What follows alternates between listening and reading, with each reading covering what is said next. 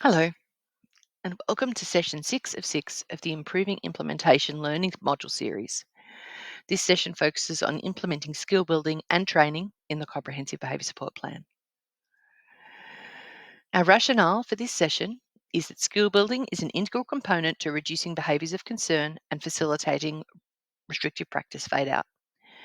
Skill building must be planned within implementation to coincide with environmental adjustments and quality of life measures for the person. Learners will understand the links between skill building, environmental adjustments, and achievement of behaviour support goals and be able to plan for a participant accordingly. So, just to recap on what skill building looks like in the behaviour support plan.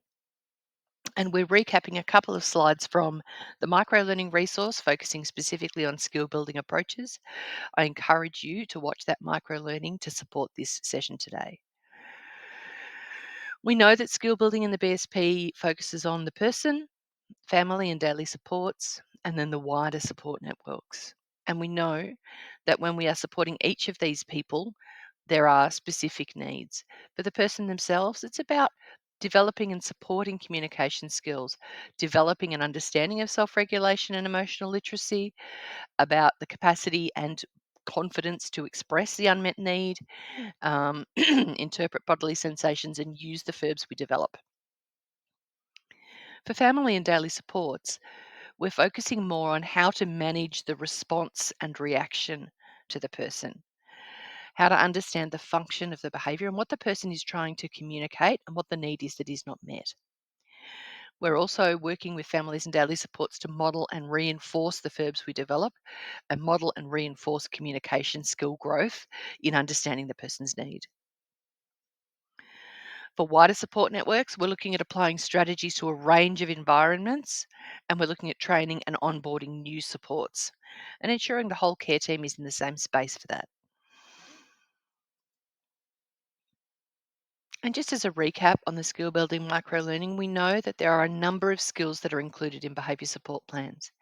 And I encourage you when you are planning out implementation of a person's behaviour support plan to consider carefully targeting the skills to the individual. There is no one size fits all, even when a presentation is similar. We need to be very cognizant of the skills required for the person across all of these different categories and also how we're going to be supported by other implementers like Allied Health in creating and understanding what these are going to look like.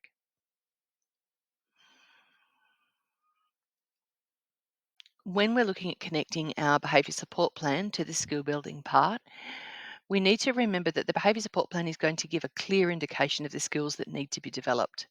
In the 3.0 template, the 2024 template, it's possible that the skill building section is very briefly completed in the behaviour support plan. And it's worth considering as we start to understand implementation further that we may have to expand or explore that section further when we're developing behaviour support plans.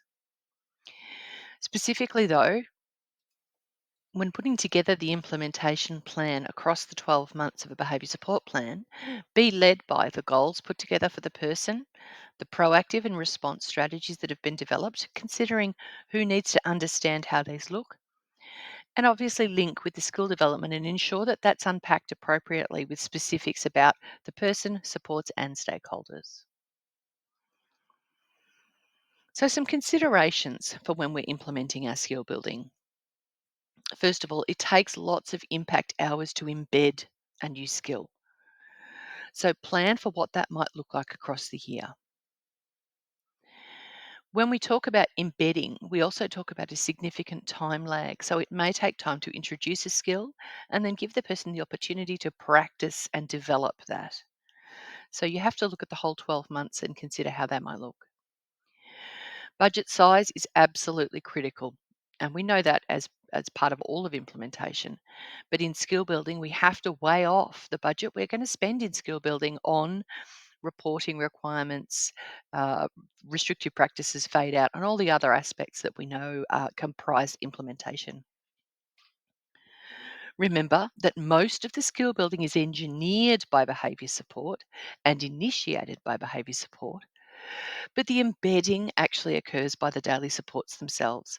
So when you're planning out your implementation, often the budget that we allocate to skill building will have a very early intensity, and then we'll be looking at oversight of the daily supports as part of other aspects of our implementation.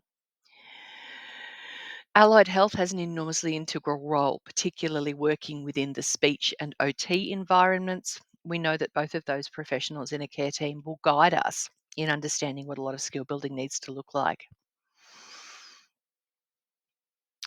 I think it's key to remember that implementation means instigating and then monitoring as much as the hands on work with the person and the participant environment. So I think well implemented skill building is strategic oversight with delegated responsibility. And that can be quite confronting for some clinicians. And it's important to consider that in your own skill needs and to seek the sort of clinical support you need to understand how to do this. So, some guidance in mapping out the subtasks.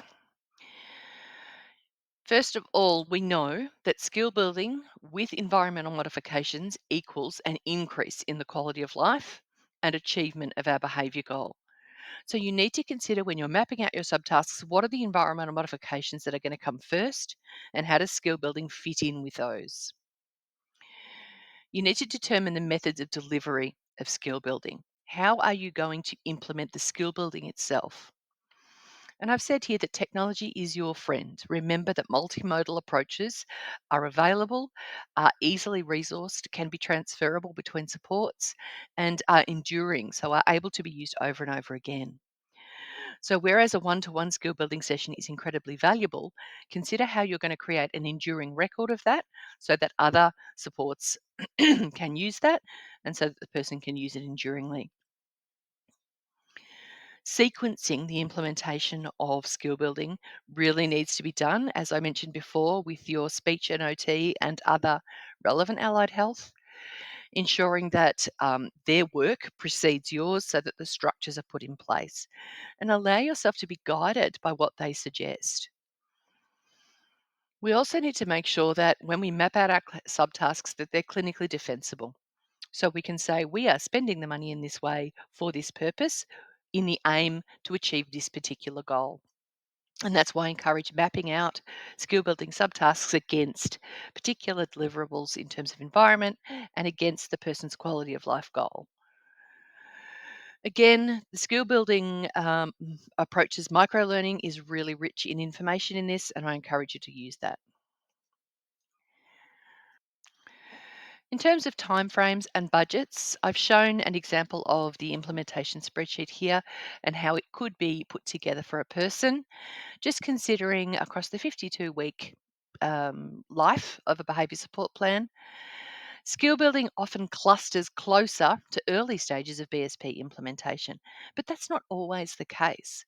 Again, it depends very much on what the environmental modifications look like and other considerations for the person's life. It's important to plan for and strategically place some training prior to key changes in environment and support. So, for example, if a person is transitioning into a new environment, a SIL, a day program, a school, a social activity, training for supports to understand that person in the new environment really, really critical before the transition takes place. It increases the relaxed nature of the transition and ensures the person is supported in the most effective way. Allow for embedding. So plan your initial introduction and training and then give adequate time to embed and practice skills. And this is the same for supports, the person and the wider environment. Skill mastery takes time.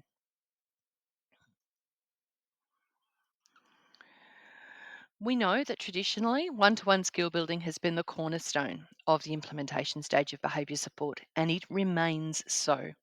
One to one skill building and support and continued rapport building with the person is the centre of the work that we do. However, as implementers and as professionals, we need to balance this.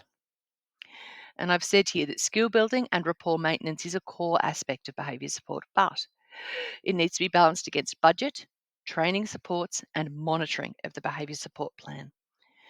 And part of effective implementation is understanding the obligations we have along with the objectives we need to achieve. So I've noted here to schedule a program based on stakeholder skill building, not just person skill building, because it's the stakeholder skill building that is going to embed and support long-term development. And it's actually going to cause reduced frustration in the person if all supports are working in the same way. You need to review the BSP skill building section, and you'll need to review that regularly throughout the life of the BSP and plan out all the skills needed. For behaviour support plans that are currently being developed by the clinician, perhaps rethink and explore out what that skill building section looks like and unpack it in greater detail. It's worth planning an objective for every single one-to-one session with any support or the person that you do. What do we aim to achieve here? And it can be a very, very small goal. It can be part of a larger goal. It can be connected to rapport. But if you begin with an objective, then you're more likely to consider the work that you're doing in each space. And also use the one-to-one time to collect effectiveness data, get feedback, continue to understand the person, develop the FBA. So the hour that you are assigning that might have previously been considered skill building might actually be assigned to reporting and data collection. So consider that in your planning and center the person in your planning. What works for them? We must always center our person in our planning. So to plan for skill building, first of all, you have to recognize your budget. We know that. We know that our budget is the key guiding factor in what our implementation looks like. Remember that you are often going to be in a situation where you have a remaining quantity of NDIS plan funds and that NDIS plan will roll over or review at some point during the life of the BSP.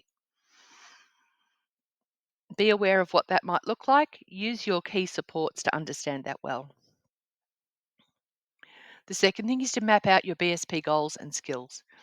Remember that once you've mapped out your deliverables, skill building follows on from that. Third, enlist your allied health. Ensure that your allied health is working alongside you and that you're taking advice from them on what their implementation needs to look like. Fourth, map and confirm this training for your supports. Noting that you have a number of external agencies that will need to coordinate along with you.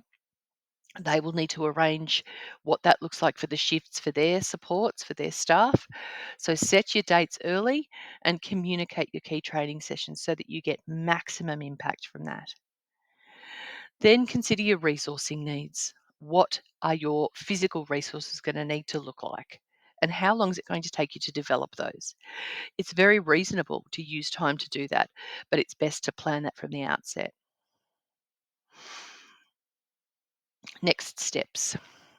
Planning for your skill building. First of all, think about skill building for the supports, think about skill building for the person, and think about skill building implemented by others. The implementation spreadsheet gives a number of guides to what these subtasks could look like, but you may wish to seek clinical support as well. Then map your timeframes. Map your planning out against your key deliverables. When do we need to ensure we have training for a change to occur? When do we need to put training in after a change has occurred?